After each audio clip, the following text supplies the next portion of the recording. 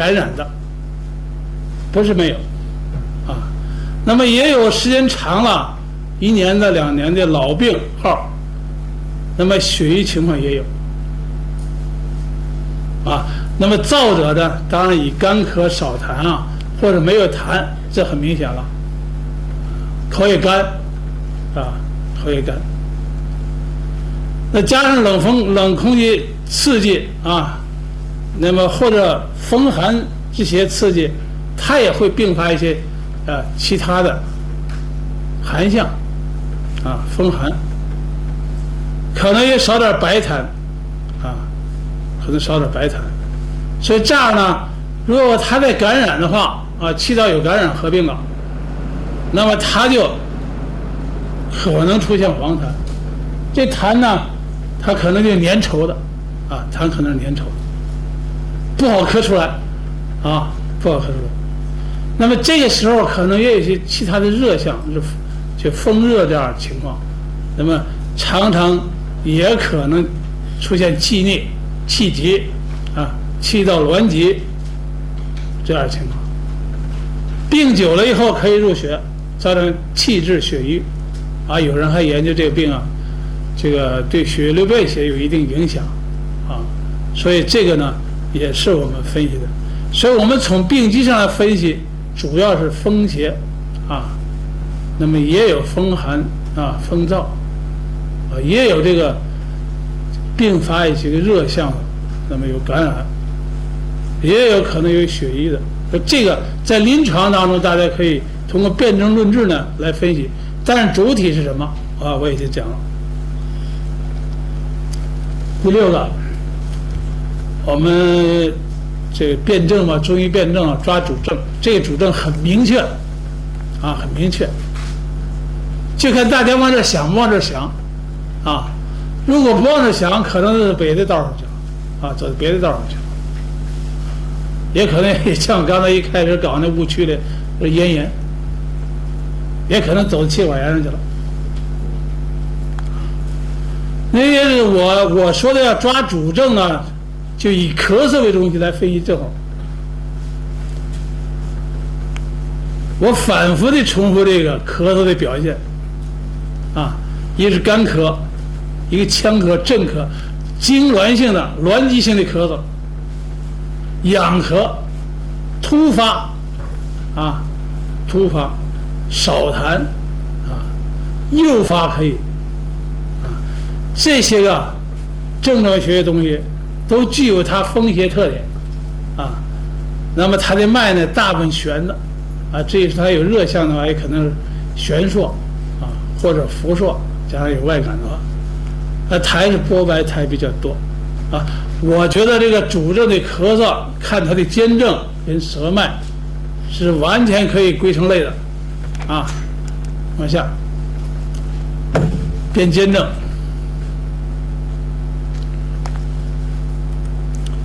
辨坚症，如果痰热的咳嗽啊，痰热的咳嗽，它有痰多，除了有痰以外，也是热象的黄痰，对吧？呼吸道疾病咳痰喘啊，咳痰喘就咳痰喘炎，那么从咳嗽跟痰上来看，能够区别一些中医的症候学东西。比如说痰，那黄痰那就热象，是吧？白痰、泡沫痰那寒象，是吧？假如少痰啊，那么它就可能是风燥啊，或痰少的粘稠不好咳出来，是吧？这种情况也有啊。所以啊，有时候大口的痰，脾湿啊、痰湿，它有区别的。就一个痰来讲，中医是很讲究的。那么我们看西医人家描述就是有痰或者咳痰就完了，也就俩字儿。那我们不是这样的。那咳嗽我们也不一样啊。咳嗽有这个感冒的咳嗽是声音比较重浊，是吧？那肺结核的低咳啊，那么这咳嗽呢，它有它的咳嗽特点，刚才我讲多了。非典型肺炎咳嗽也有它的特点，所以在临床当中，各种咳嗽都有它自己的特点。那么我们这个病，刚才我谈到它的咳嗽特点了。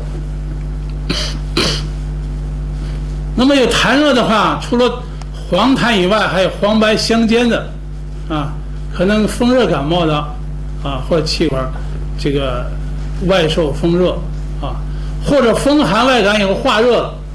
这也有啊，也出现滑数的脉，啊，舌苔的这个薄白或者薄黄，啊，或者呢舌边尖红，或者伴有口渴其他的表现。所以在临床当中啊，它还有它的不一样。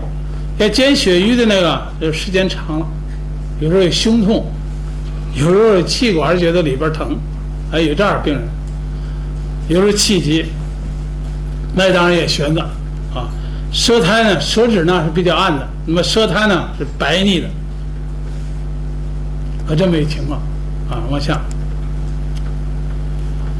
那还有就是一个需要提出来，兼肺肾气虚的，老年人比较多见。那么病时间长了啊，可以多见。它伴随着除了气急以外，气比较急迫以外，还有什么呢？气短，气不接续的感觉。咳嗽重的时候还遗尿，腹压一大，啊，膀胱括约肌就不行，啊，可能就遗尿了，脉呢比较沉了。那么兼症里的还有气逆，老是气往上走，这个不往下走啊，气急往上。气倒气儿的感觉啊，气不够用了，接不上气儿了啊，这种感觉，气不能接续了，有气往上涌的感觉啊，这涌呢可能引起胸闷啊，可以引起胸闷啊，舌脉呢也是弦脉比较多见啊，也有薄白苔的往下。这个我刚才讲的这个中医这个病因病机这方面啊，我再跟大家拉回来啊，在这个看一看中医的这个相关的一些疾病。第一个咽炎，这个也容易鉴别，也比较这个不容易鉴别的。我曾经给人家讲过，当时他觉得他还认识了，他还听明白了。但是病人一来，病人也说我咽炎，他也就是咽炎。你自己看啊。他有些人呢，这个当大夫他不动脑子，这当中医大夫啊不动脑子不行，跟西医大夫不一样。中医这个西医的程式化还是突出的，啊，几条 ，X 线出来了，血气出来了，是吧？或者是 CT 出来了，啊，核磁出来了，很明确有些东西，不用费更多，人家写上了很清楚，片子上看得出来。这中医这个，你这不动脑子不思索，就容易走偏路上去，要反复的思考。咱们这些个老先生嘛，你看悟性都很好的，就咱们昨天的时候，邓老讲那一段啊，那就悟出来了，怎么跟中医联系起来了？讲得很生动活泼，啊，生龙活虎讲，活灵活现，他悟出来东西。那么我们学中医的话，也必须有个悟性，啊。当然，这悟性是慢慢产生、慢慢这个增加的啊，慢慢增长的啊，也是有个过程的啊。那么头一个，我就是说咽炎的事啊，是比较多见啊。在这你可以查查看看他的嗓子啊，他的咽喉里边是不是有没有红啊，有没有充血，是不是慢性咽炎？你得看看，他不看。人家说的就是了，那病人说是就是了。你要说不相信，你给做个气道反应性啊，你查一查他嘛，那很敏感啊。你不要担心他又发出咳嗽了怎么办？又发有喷一下就完了，没事儿，不会出什么问题啊。你也不用承担什么更多责任。所以这个问题啊，头一个咽炎，我觉得，我在重复的意思就是啊，你给他重复好几遍，他有时候还是那么木，不知道怎么回事儿，真有这样的人。第一个啊，第二咳嗽，这咳嗽呢是好多肺疾病都有这症状，不管是细菌感染、病毒感染，还是内伤的咳嗽，啊，它都有，它好多肺疾病都有咳嗽，啊。那么你怎么区别这个咳嗽？你得会，啊。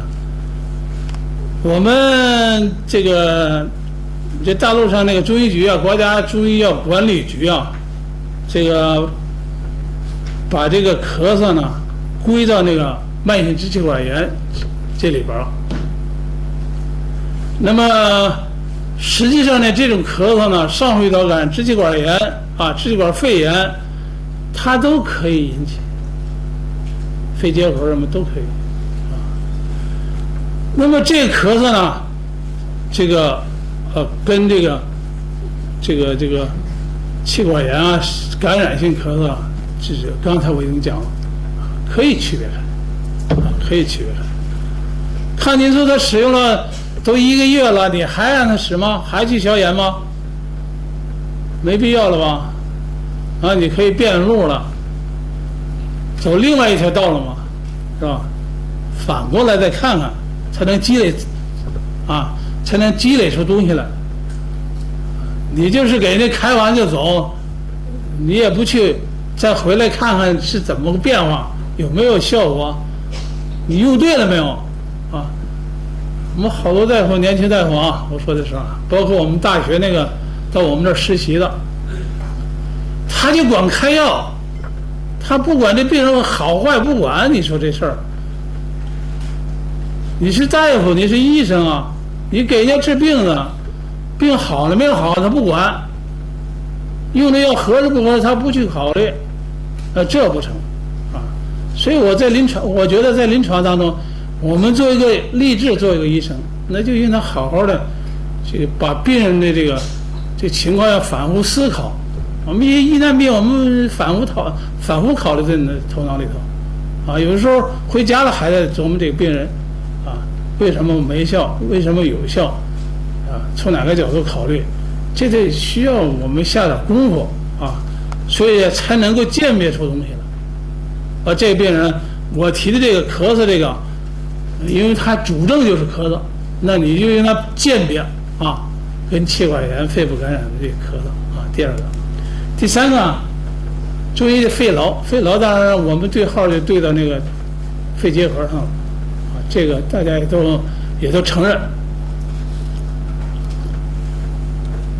这肺痨的咳嗽声音比较低咳，啊，它属于慢性消耗性的咳嗽，啊，那么这咳嗽呢，痰也不是太多，当然它有感染了或者有空洞了。自然就血痰了，是吧？他有的时候有血痰的话，这个也可能是少量的痰中带血，也可能是这样。他有空洞的话，可能痰就多了啊，血也可以多。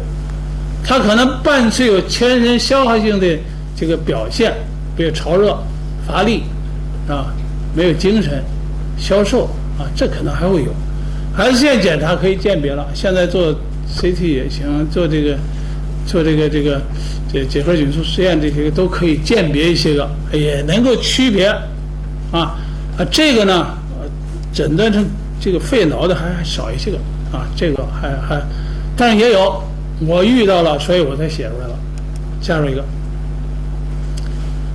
第四个就是肺痿，这肺痿啊，《金匮要略》是这么说的啊，这个咳吐痰盐啊，气短。这个病啊，我一个研究生也研究过这个。这肺痿是注现代医学什么个病啊？我们查的资料啊，有人说是气管毛病、慢性气管炎有人说，也有人说是啊，这个肺痿呢，这个是慢性的这个咳嗽啊，范围可能还要广。但是我们经过我们研究啊，就认为这个肺痿啊，主要表现咳吐研沫不太多，这个咳出的痰，短气为主啊。咳嗽呢，干咳，有时候嗓子也痒，痰不多，黏，不好咳出来。他这个我们认为这个肺痿这个咳嗽啊，是肺间质纤维化的啊相接近。也就是说，我们在研究过程当中，最后我得的这个结论，像现在这个肺间质纤维化的疾病啊，肺间质纤维化它不是一个病，也不是一个很固定的范围，还可能更大一些的。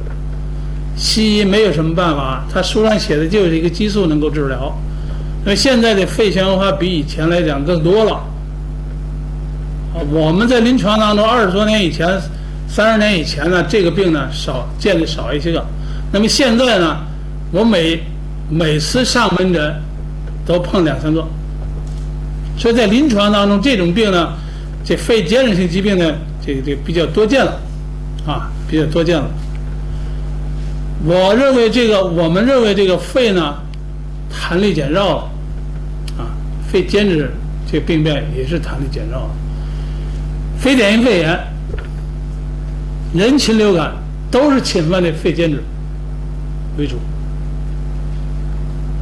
大家都知道，非典型肺炎一开始咳嗽、干咳，没多少痰，啊，咳嗽也很激烈，啊，所以有人这个也容易这个把这个肺痿呢跟这病呢闹不清楚。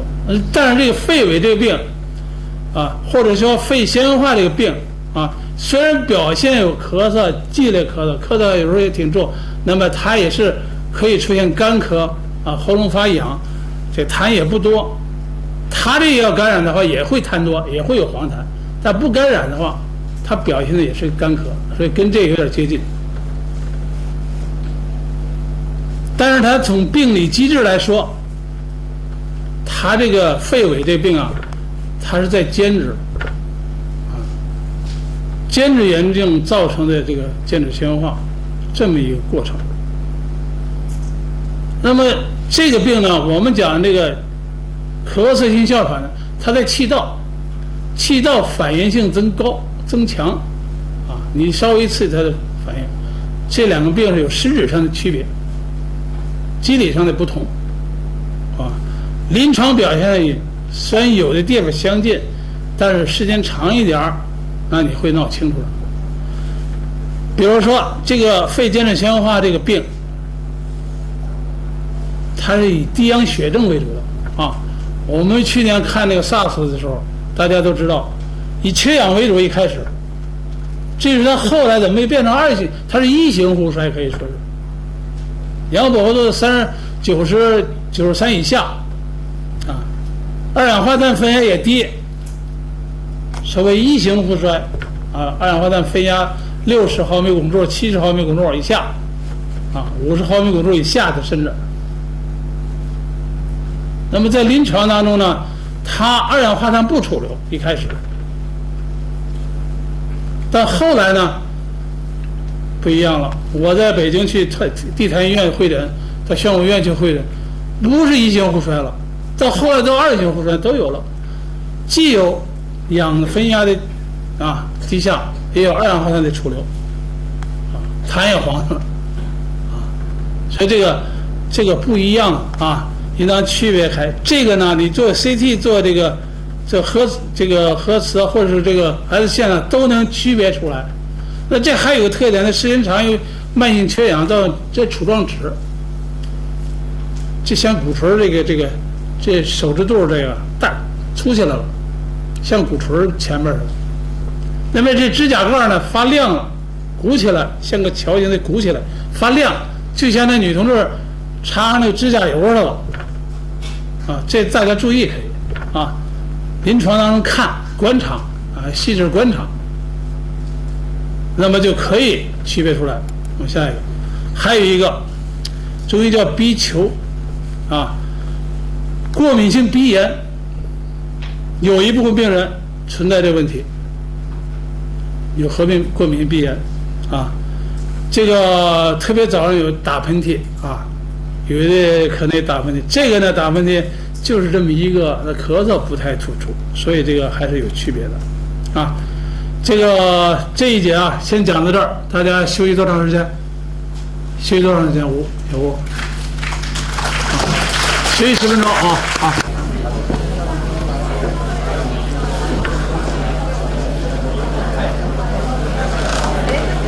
好，我哋依家再繼續啊。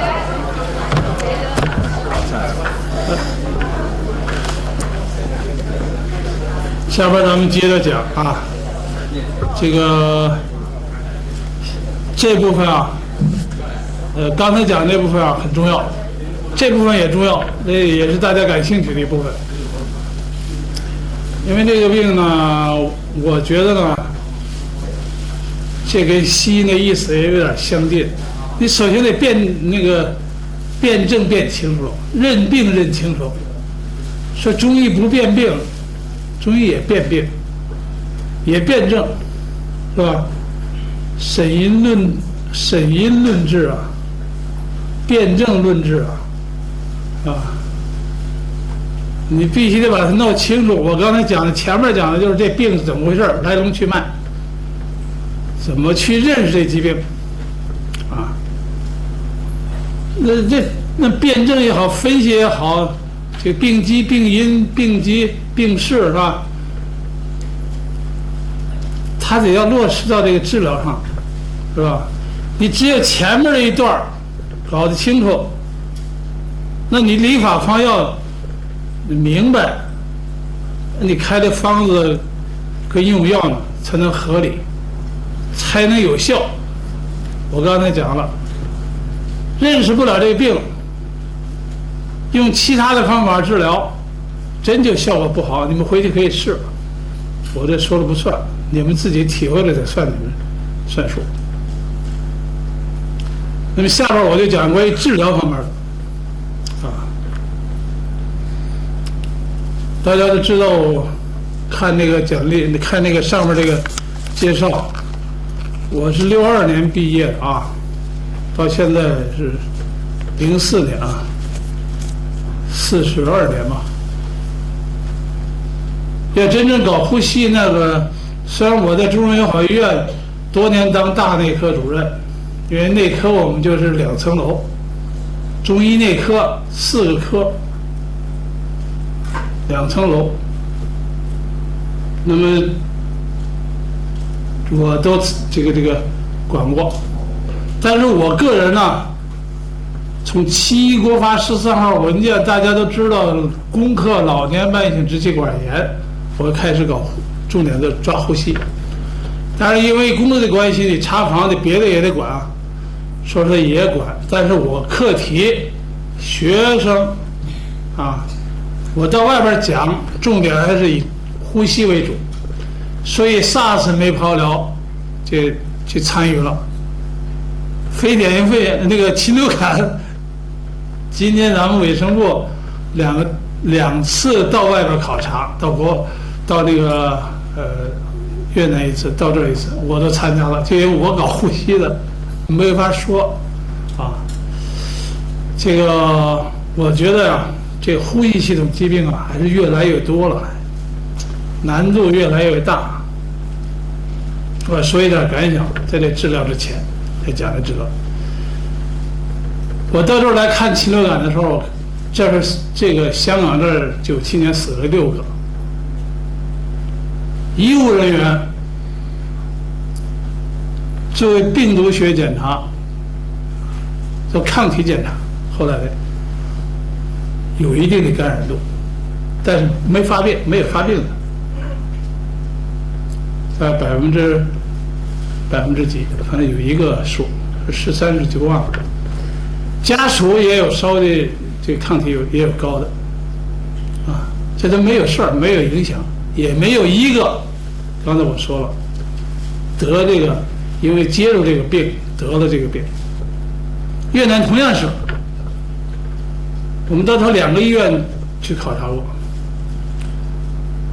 就我这个电脑里也有他的片子，也有他的内容，我没时间再详细给你们这个看看。我这个对 SARS 这个肺的片子啊，我1月份去广州，这个就是去年的春节前2、3天，我到广州中医院，就林林他们那医院，他们那科看了8个病人，有一张片子，有一个病人啊，9天院啊做了3次片子。第一张片子这边心心电在云片状，那么第2张片子这边满了，那么这边也有一部分了。第3张片子2边都是阴影。这9天里头变化这么大，这回的禽流感比它的速度还要快，3天就可以达到这个程度。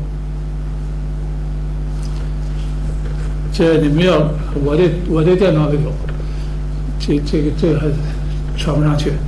这个发展的速度啊，比起来这个 SARS 还要厉害。它一开始都没有什么区别，都是发热、咳嗽、没力气，也有时候有腹泻这些症状啊。但是这个气短这个人禽流感比起那个 SARS 还要快出现肺的症状。香港呢，反正那6个是严重的，这合并的肺炎呢算是严重的。这个越南那个22个死的病例里边，也都是合并肺炎以后才死的，没有死的也有一部分。大家都知道什么？他200-300不是，200-300都是疑似的，基本上都是流感。所以这个鉴别它不好鉴别，它用病毒学鉴别，它那个前3个大师是拿香港来鉴别，做的病原学，做的病毒学检查才定下来。到后来那个都好了，也就不是了。有这种，咱们 SARS 也同样，我在北京的疑似有好多天疑似，不是说不想把它弄清楚，弄不清楚，这从西医诊断上弄不清。病毒学的检测出不来，不是那么容易的。我们那个天天看那电视里头广播，都是疑似多少例，这弄不清楚，不是他不想弄。到现在这个，我大概是去年年底吧，就是春节前，科技部开过一次会，就把那公关的那个4个梯组，总结一下，各组长汇报。我是作为专家成员听这个汇报，完了以后要写一个报告给上面。4个组，一个是流行病学组，一个是防护组，就我说是 SARS 这个一个是临床组，一个是药物组，4个大课题组。那我们中医就参加的一个临床组跟一个药物组。大家都知道搞过一个这个海峡两岸的一个 SARS 的一个研讨会，我也参加了，我也说了2、3次话。这个药物，有人就问说是科技部宣布了8个中药，是不是这个治疗 SARS 的药？实际上，这个中药这个是做了一些筛选工作。那药物的也是我们在这多年这个搞急症的时候，这个提出了急症必备用药的内容。有注射的，也有口服的。从那些药里头筛选一些抗病毒的药，一些降热的药啊，解热镇痛、解热的药，一些个改善呼吸功能的药，一些个这个升压的药，一些个调整整体的一些药，就这些个提出有8种，他们就问晚上是下午开的会，晚上8点钟又打电话来，他们那个学会那秘书长找我说你给答的回答这个问题，我这可不是随便回答的，这要是在讨论的时候，我们是根据既定过程来筛选的，而不是针对 SARS 病毒的啊。就这个中医药是这种情况。当然中医药有没有效做一次评估，去年10月份吧，在北京开一个 WHO 跟那个国家中医药管理局在北京召开一会儿，香港也去人了。香港在中医方面还比我们还强，我们搞这个预防药啊，发了大批的，北京来讲吃了那个双花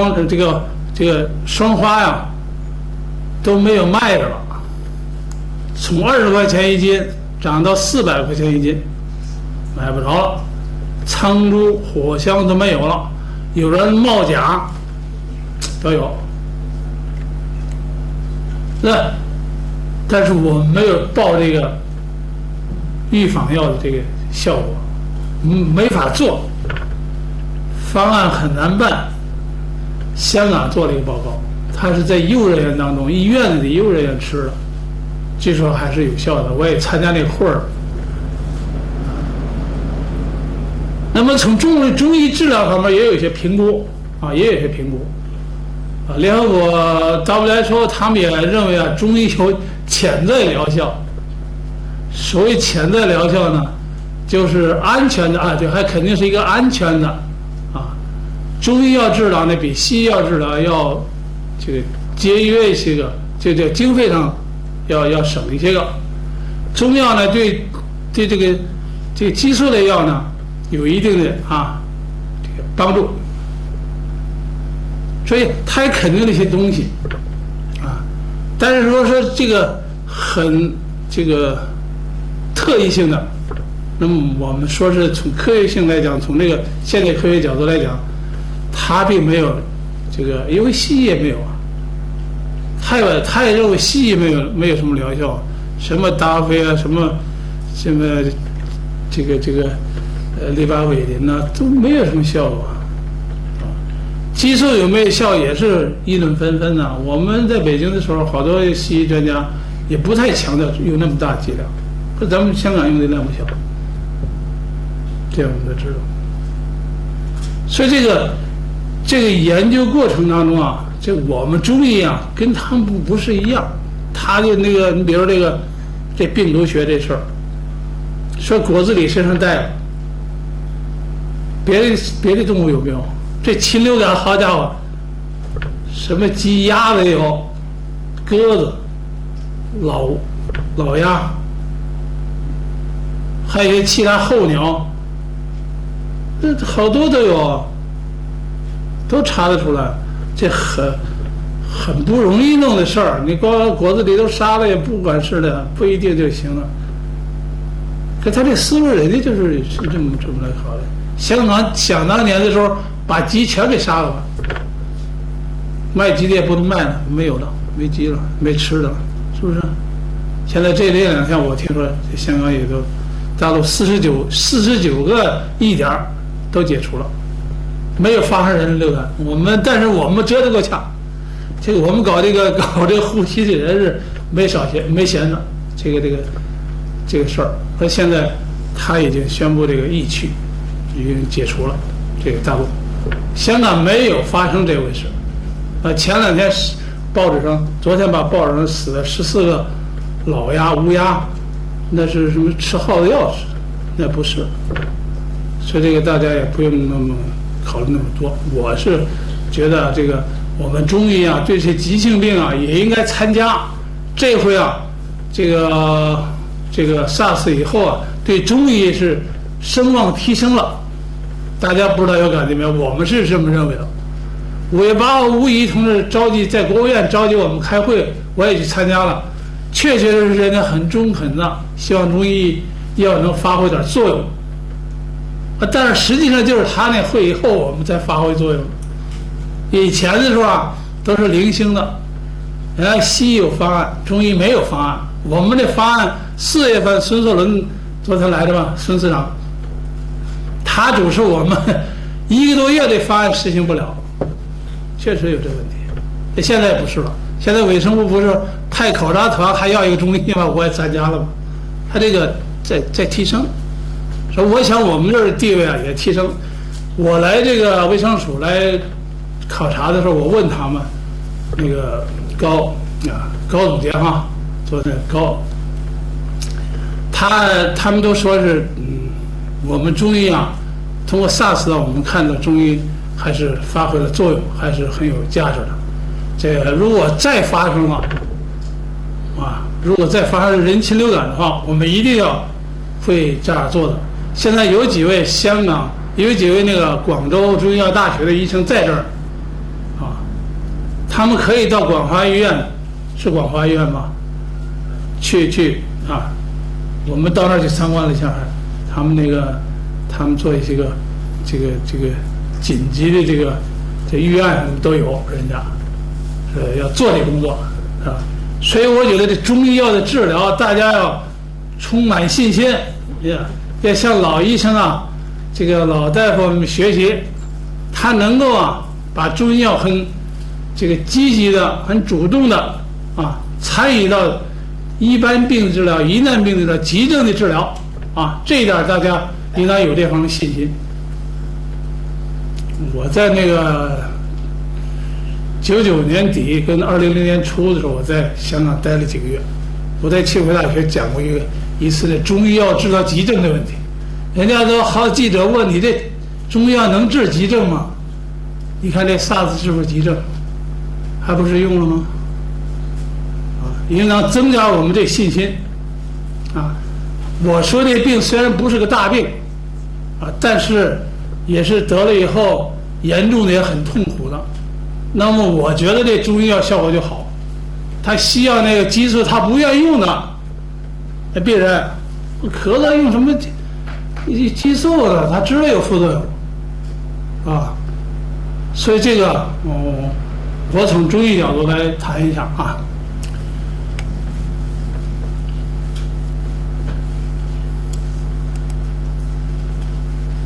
这个认识前面呢我就不讲了。这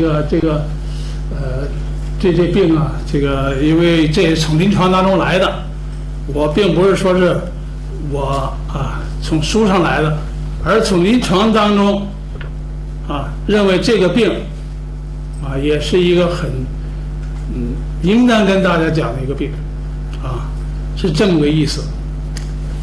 那我觉得从中医角度来讲呢，这个首先像刚才我们说的那个，要把这个病进行一下分析要进行一下分析。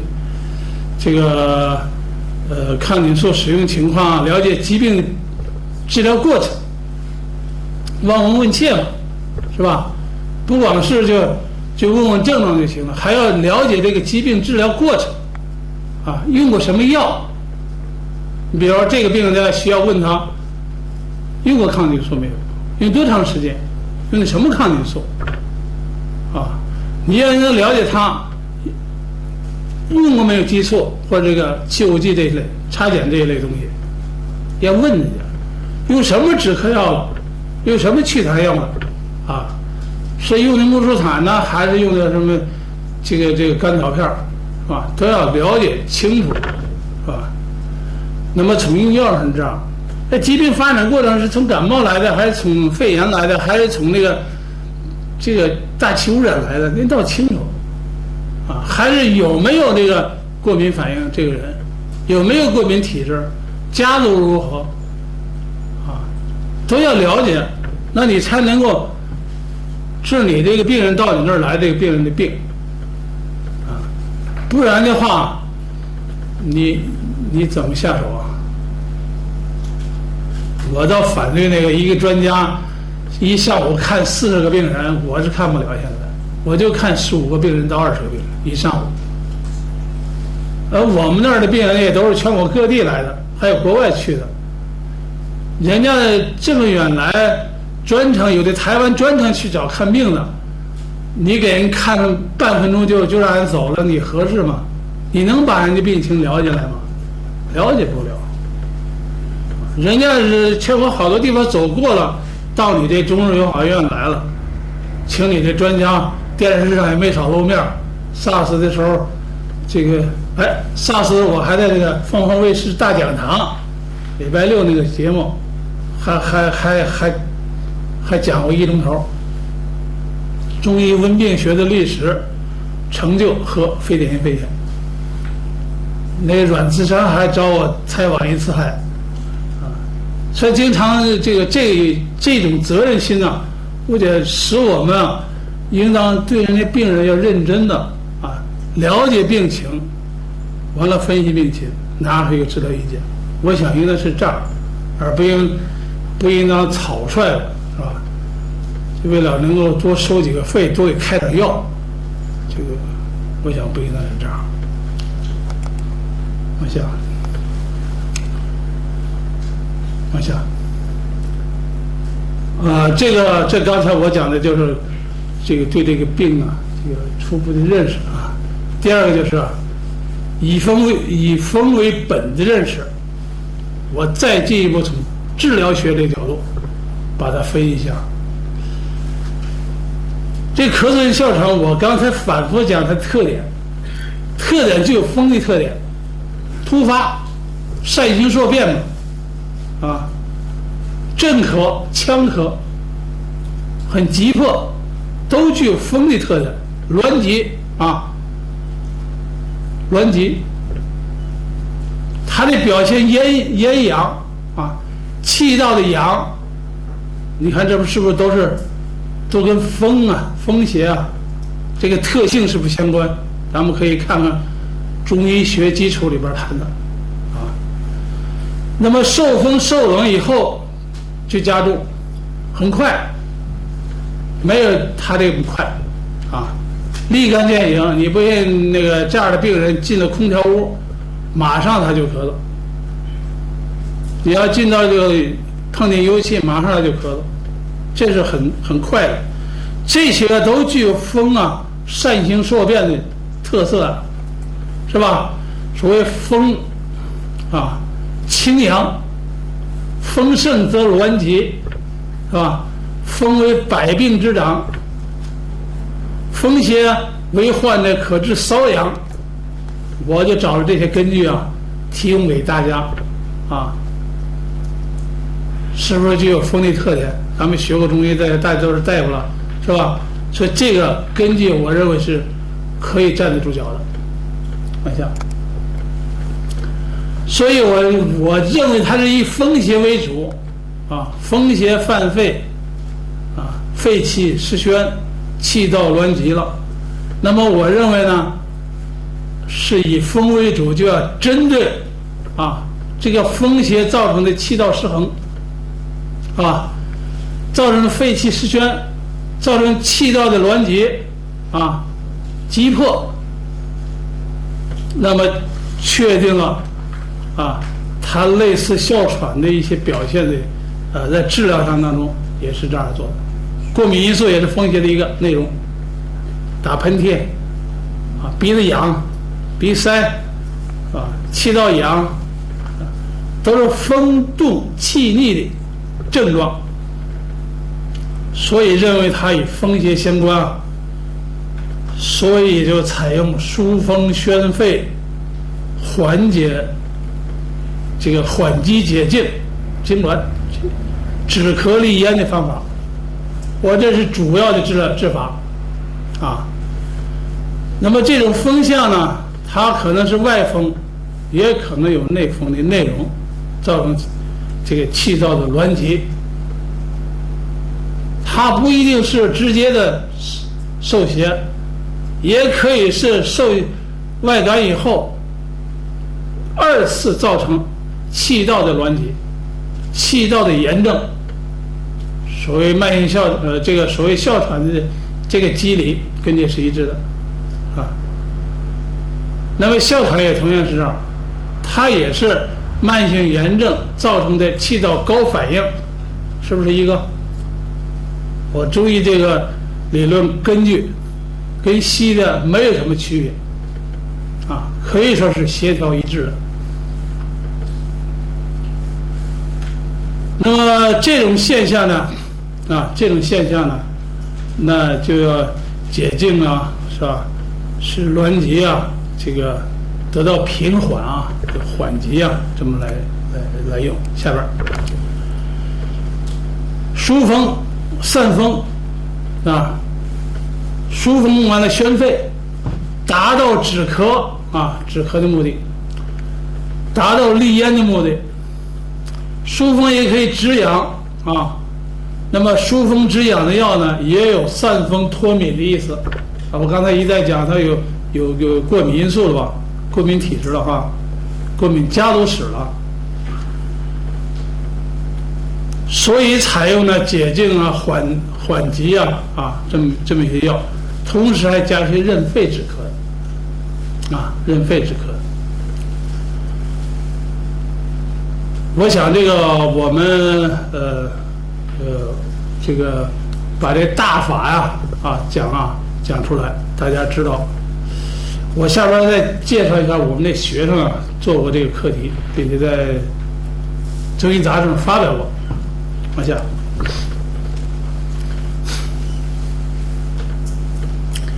我刚才说到了疏风宣肺、缓急解痉、利咽止咳啊为主方。那么在个体的差异上呢在个体差异上存在一些个变化。那么它的加减呢，它的加减变化根据了个体的差异正变质变的。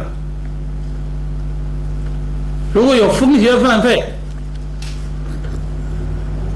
或者风热了，它有咽痛啊，有咽痒，有痰还不好咳出，或者黄痰，那你加清肺的药啊，就是说加减这里也是有它的根据，正数学根据。叫风邪犯肺，如果见得有寒象、有痰、白痰、打喷嚏、流清鼻涕，是吧？那么这样的话呢，你就要这个加一些个温散的，就这疏风散寒啊、辛温的药啊。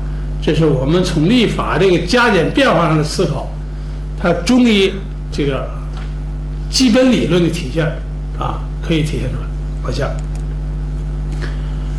那么临床还有一个阴虚肺燥的这一类的思路啊，好多人也用啊，好些人也用这个，也有它一定效果，但是呢，还存在一些个从风邪的角度下的功夫。说伴于嗓子痒、干咳啊、大面干，有时候还有肠干的，你加一些润肺的啊、养阴的、这个润燥的这些药啊进行治疗。时间长的呢，还可以用一些练肺的、纳气的这些药。往下，因为这病啊，1-2个月，有时候病程比较长。你就这样的话，你可以加点活血的药，是吧？加点活血药，或者呢，标本坚固的啊，调补肺肾的，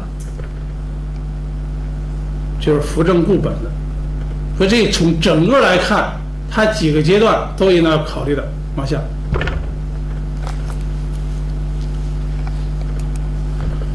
下边我就要讲具体这个用药了啊。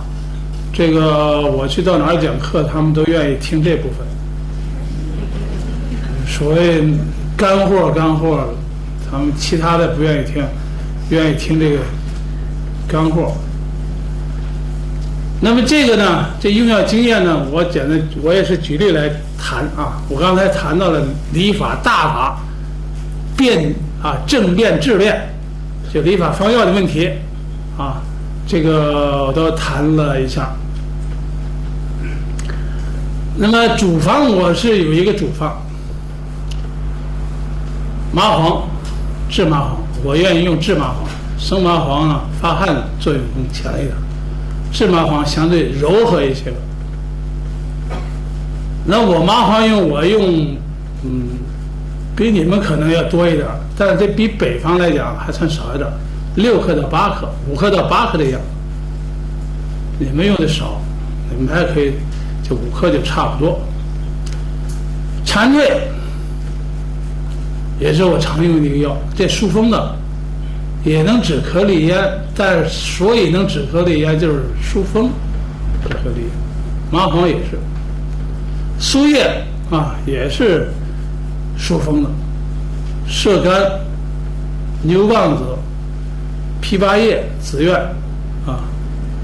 这个还有一些药没给多出来，没给多说出来我里边这个有时候还常用这个前胡这个苏叶里边还有苏子降气，这个有热象，后边还有呢这个我就不详细讲了。这个主方这个还要加一些其他的我在这个过程当中再跟大家讲一讲。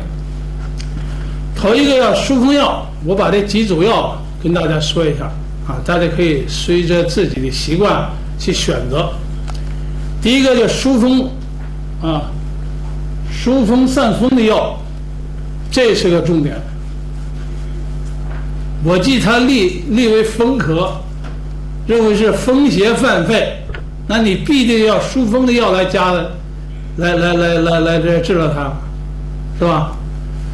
疏风散风的药，你荆芥，你防风除了这个葛根治麻黄这还有蝉蜕还有姜蚕，还有个地龙，还有个全蝎。这地龙也是我在主方里头经常用的药，地龙这地龙吃些汤药也不太好闻，有点腥味儿，但是呢，这是一个常用药。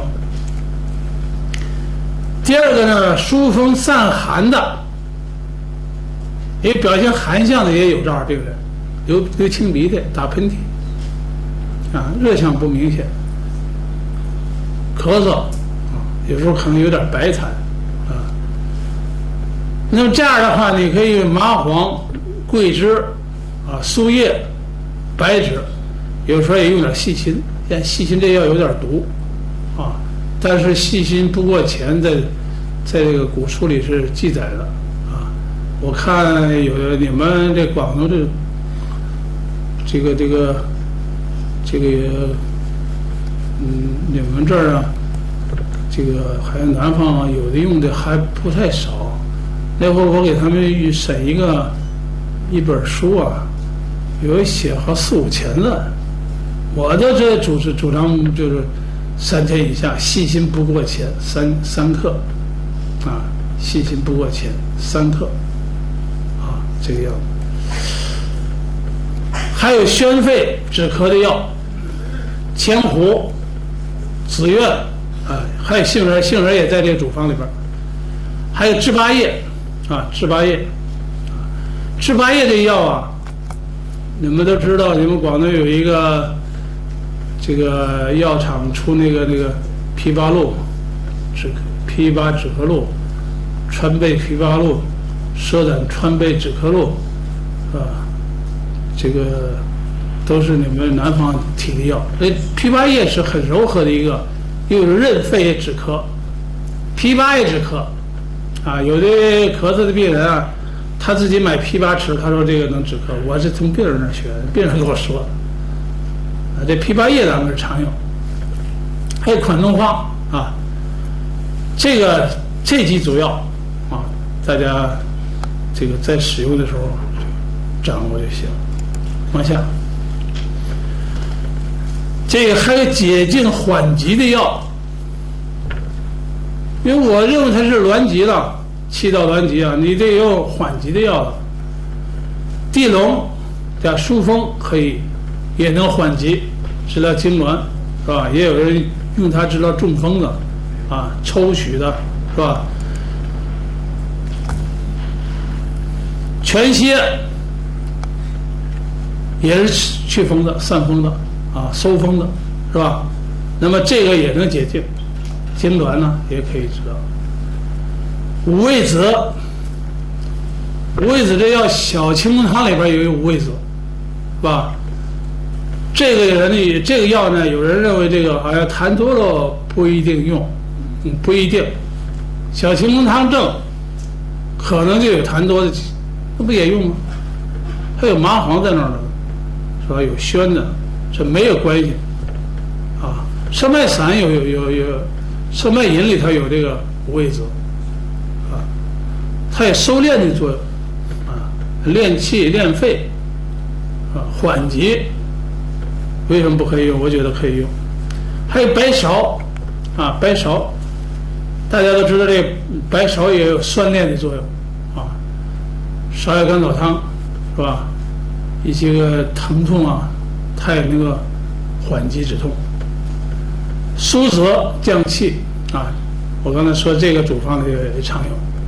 还有一个药啊，这米壳，这个病啊。咳嗽最厉害的时候可以用，我不知道你们现在用的时候开什么方子。原来我毕业的时候，刚毕业的时候根本不需要这限制，不要太量大就行。那当大夫那时候也不乱开，就是后来的时候，到前几年5、6年以前啊，这有一阵吃火锅弄这个里头放。把这火锅里头放上这个，造成这个它的成瘾性。虽然量不太大的这个因素，但是它里边呢也有这个啊，也有这成分。那么它这在止咳练咳当中是挺好的效果啊。贵州出那个神奇止咳露里边就有这个。咱们现在开发药的时候，这药是允许的，是允许的，允许参加做这个申报新药的。但是这药呢，现在北京是得开红方了，开菊麻多药的这个多麻菊药的处方了。药典上规定是3到5克。国家药典规定的啊，你可以3到5克就行了，有效，并且效果很好。我给那个刚才我说的不湖北的我们一个医院的一个同事，他妈妈咳嗽很厉害来了以后，我就给加了5克，3副药，半年的咳嗽